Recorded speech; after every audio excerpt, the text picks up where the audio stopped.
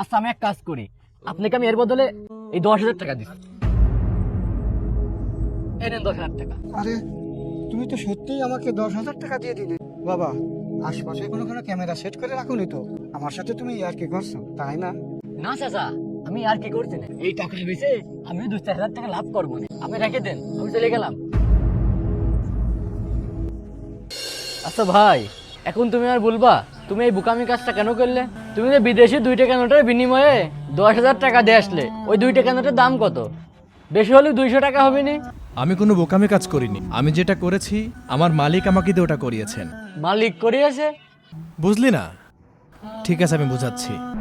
বাবা, বেচাকেনার অবস্থা ভালো না, আবার দোকানেও নতুন মাল তুলেছি। টাকা হাতে হলে আমি তোর জন্যই টাকা পাঠাইয়ে দেবো না। আব্বা, তুই রাগ করিস না, আমি কালকেই টাকা পাঠানোর ব্যবস্থা করছি। চাচা, 1 কাপ চা দেন। শোন, হয়তোবা আল্লাহ তাআলা আমার মাধ্যমে ওনাকে সাহায্য করাতে চেয়েছিলেন। আর দেখ, ওনার কিন্তু সাহায্যটা হয়েও গেল। আমার মালিক তো সবকিছুর নিয়ন্ত্রক। উনি জানেন কাকে কোন সময় কিভাবে কার মাধ্যমে সাহায্য করাতে হবে। উনি তো সবকিছু নিয়ন্ত্রণ করেন। এজন্যই হয়তোবা আমি ওই সময় ওই মুহূর্তে ওইখানে উপস্থিত ছিলাম। এটাই হলো আসল কথা।